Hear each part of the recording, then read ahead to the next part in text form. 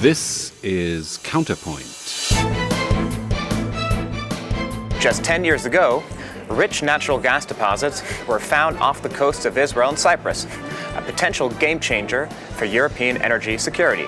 The discovery of the gas has enabled Israel to become part of the region, of the Eastern Mediterranean region. The gas has to move away from Cyprus and Israel and reach the markets. For this to happen, and since we're talking here in the European Parliament, the Europeans have to do something. If they want to get long-term security of supply, a new source of gas, they need to do further investment to make sure the pipeline reaches the European Union and to foster the project de facto and not just through talk. With Erdogan in Turkey, things are not very helpful and are not very hopeful. Turkey has to accept the model accepted by all other countries in the area. Violating the rule of law and the international law, it's not the way to go about. The decision by the European Council was that as long as the behavior of Turkey continues to be the same, more sanctions are to be coming in the future. Welcome to Counterpoint, recorded here in the studios of the European Parliament. There is good energy building in the Eastern Mediterranean. Just 10 years ago, rich natural gas deposits were found off the coasts of Israel and Cyprus, a potential game changer for European energy security.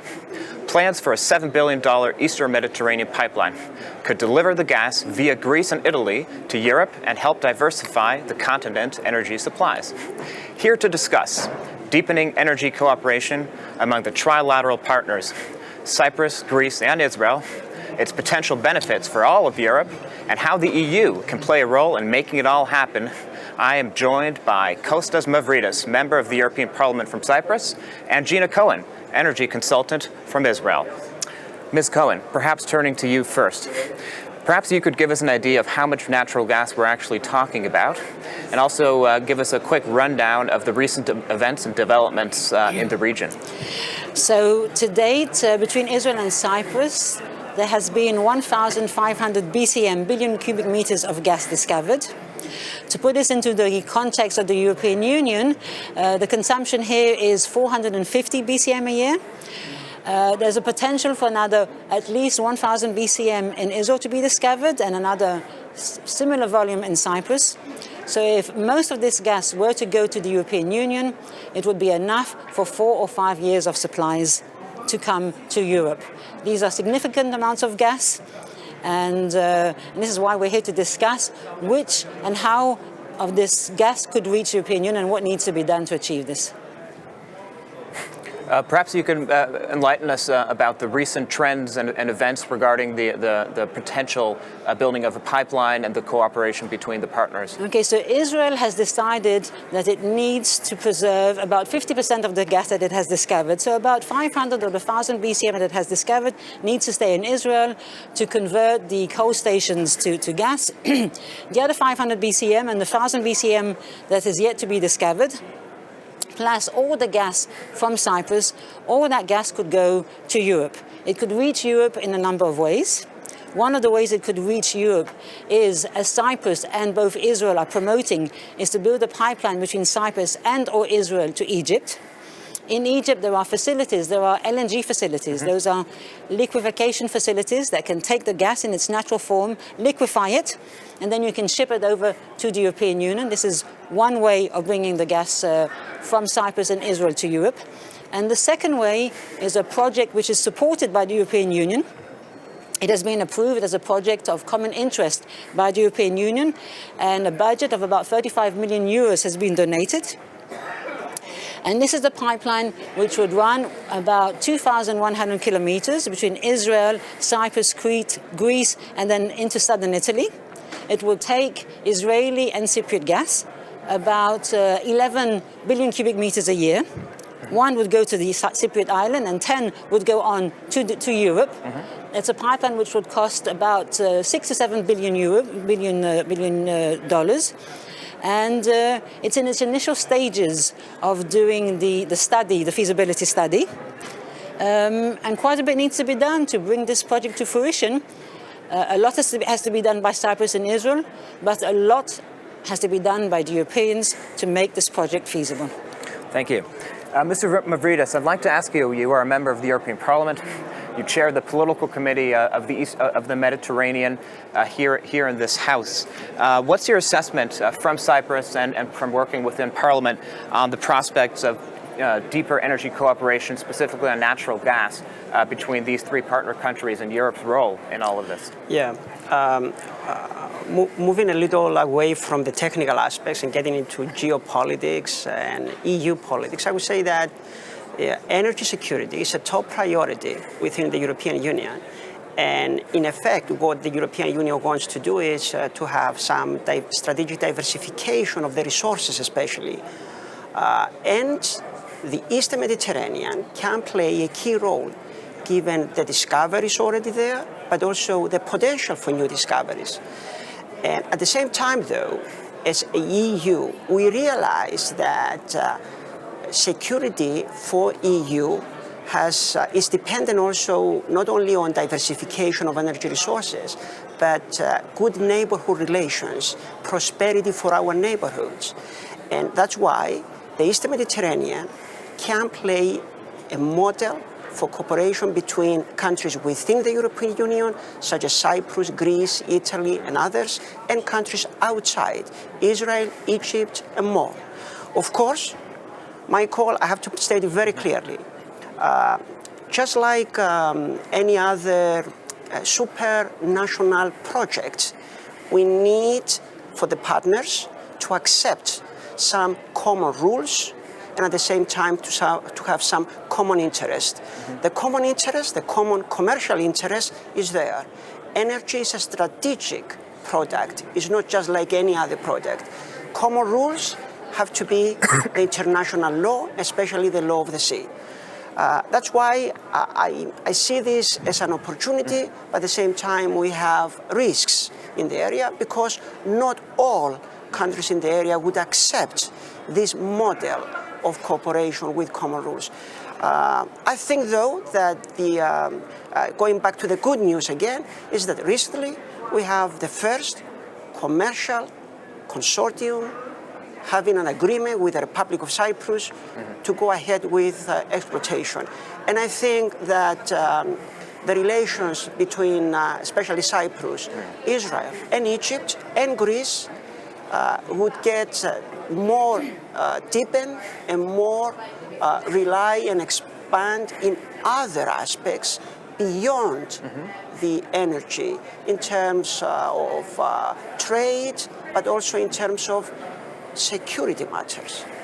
And that's why I strongly believe that the EU has a very key role to play because some of the countries in the area, especially Cyprus, are the weak part.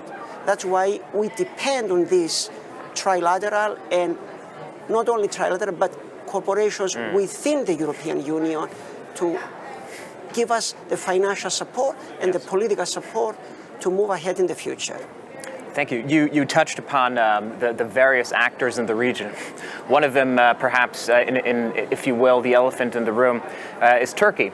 As you know, the European Union went forward in July and in this past November in 2019 on advancing the legal framework for sanctioning individuals and companies regarding the illegal drilling going on in the Eastern Mediterranean and Cyprus's exclusive economic zone. If you could talk to us a little bit about what role Turkey plays in all of this and how the Europe can come out strong, the European Union. Right. The EU has decided finally to impose some political sanctions and some targeted economic measures, as they are called. But I would say that it took a lot of time, and at the same time, the economic interest of specific member states are not very helpful in moving forward and in expediting this process of decision-making with regards to Turkey. Again, though, I need to repeat that the EU is very clear. The international law, it's on the side of the Cyprus, and this has been also approved, as we have seen, by the involvement of the companies themselves, which seek and get license for their exploitations and other searches in the area by the Republic of Cyprus. Now, I think that Turkey can be potentially a partner, but to come up to that level, first, Turkey has to accept the model accepted by all other countries in the area, and violating the rule of law and the international law, it's not the way to go about. And by the way, I strongly believe that, yes, I will say the name, I think that with Erdogan in Turkey, things are not very helpful and are not very hopeful. Just recently we've seen another attempt by Erdogan's regime to intervene and basically to impose a Turkish role in the Eastern Mediterranean through one of the governments in Libya. This is not the way to go, and this is a very clear position by the EU, by the US, and by Russia as well. So if Turkey wants to play a key role in this project, I think first, Turkey has to accept the law of the sea and the international law. Otherwise, Turkey has to lose, and we would face the reality which is, in a way, Turkey, we can go ahead with more sanctions against Turkey, because the decision by the European Council was that as long as the behavior of Turkey continues to be the same, more sanctions are to be coming in the future. Thank you. Ms. Cohen, Mr. Mavrides just spoke about the geopolitical chessboard of the Eastern Mediterranean. I'd like to hear your thoughts also on the various players, where Israel comes in, and how a common agenda between the partners, between Israel, Cyprus, and Greece, and Europe could be advanced, and what are the obstacles on the way there? Well, I think the discovery of the gas has enabled Israel to become part of the region, of the Eastern Mediterranean region. And there have been meetings in Egypt recently with the Palestinian Authority, with the Cypriot Minister, with the Greek Minister, with the Israeli and Palestinian Minister, talking about how to foster gas developments and bringing gas either to Egypt or to the European Union. So this is very helpful on the political level. But my concern is that for now, this is only talk and only photo opportunities. And talk and photo opportunities can only last for a couple of years, because eventually, if nothing concrete happens, then the photo opportunities cannot continue. For the regional cooperation between all the countries of the region and the European Union to continue for the next 15 and 20 years, something has to happen on the ground. What has to happen? The gas has to move away from Cyprus and Israel and reach the markets. For this to happen, and since we're talking here in the European Parliament, the Europeans have to do something. So yes, I agree, regulations are very important, but sometimes it can be too much of a good thing, and you have to differentiate between good regulations and bad regulations. For instance, the latest decision by the EIB not to invest in any more gas projects as of 2022, this will make it more difficult for Eastern Mediterranean gas to reach Europe. And this is really a rod that Europeans are using to against their own back, because they are getting huge amounts of Russian gas. More gas is coming in via the Turk Stream and the Northern Stream. They are already developed, and the gas is already flowing. But for Eastern Mediterranean gas to come into Europe, they need financing, and they need financing from European institutions.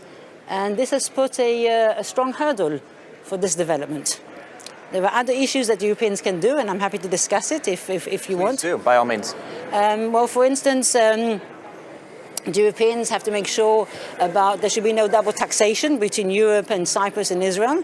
They should maybe get rid of certain issues like unbundling. They demand that whoever constructs a pipeline will not be the same entities that have the gas and put the gas in the pipeline. This may not be feasible with Israeli and Cypriot gas, because it is very possible that the companies that have discovered the gas, the Exxons of this world and Shell, or even the Israeli companies, may be the ones that want to invest in the pipeline and put their own gas in the pipeline. So they should look at the project and regard it that it is a diversity of supply, a new source of supply.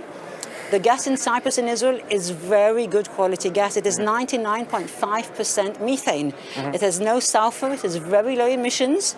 It is not, for instance, like the American gas, which has high amounts of methane emissions. It is very good quality gas that can come to you via pipeline. So they should be looking specifically at these projects and sit together with the stakeholders in Israel and Cyprus to see what has to be done specifically in order to do the right regulations, but not to overcompensate, to see what can be done to bring this gas into Europe. You talked about thank you very much. You talked about the external actors as well as the situation within Europe. The 35 million euro grant that you mentioned at the outset.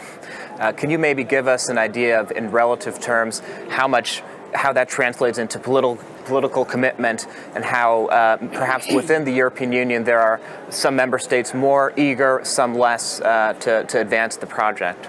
Well, the 35 million is a nice start. It is feed money. In the meantime, they've only given 50% of this money, only about 14 million euros, and they'll be giving more as the feasibility study progresses. However, the project eventually is going to cost about $7 billion to construct. So one has to ask oneself if the European Union has given this money because they really want to get Israeli gas and Cypriot gas, or if they're using this as the stalking horse in order to reduce the price of the Russian gas which they're getting for now. If they're using Cypriot and Israeli gas as a stalking horse, again, they can do this for 1 or 2 years, and then they will no longer have this tool. If they really want to be able to diversify their supplies, like Costas says, if they want to get long-term security of supply, a new source of gas, they need to do further investment to make sure the pipeline reaches the European Union, and to foster the project de facto and not just through talk. Another benefit, though, of what the Europeans are doing, as Costas says, is that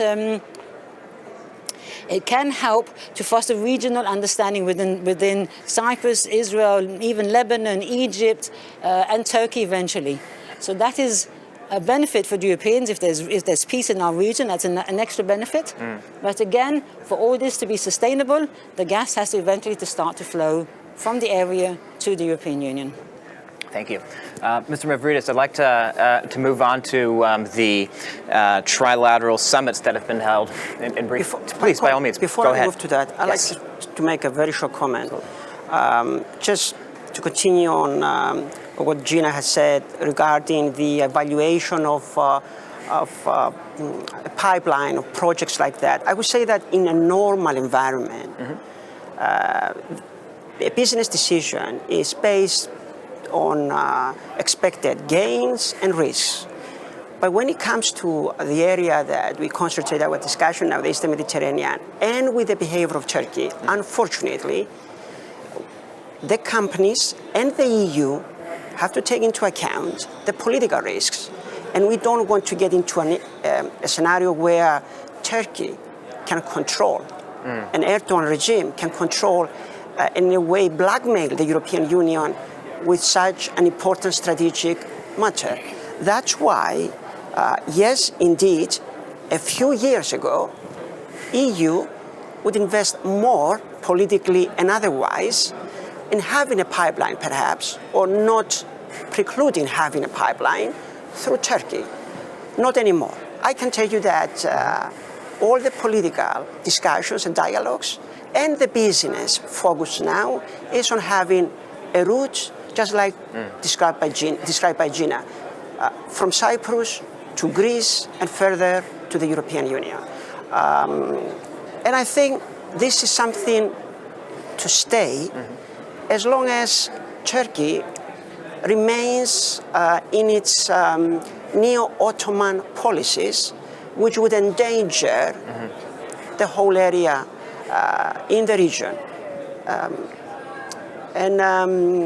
Again, Turkey is seeking a regional role which would be against the prospects of prosperity and peace for the rest of the partners. That's why in the European Union, we say many times that the political process is to move ahead through compromises, but we have commonly accepted rules on which there are no compromises. Either you accept them or you don't. That's a clear position towards Turkey's behavior. Thank you. You've just given a great exposition of the potential spoiler in the room. I'd like to talk about one major facilitator, the United States, which has been part of the trilateral summits, a party to the events happening in Cyprus with the trilateral summits as a party. Could you talk to us maybe briefly about what role the U.S. plays and what the value of the American support for this project is? It seems that the United States share the same view as EU, which is the strategic goal for less dependence on Russian natural gas and to make Europe having more strategic autonomy, because as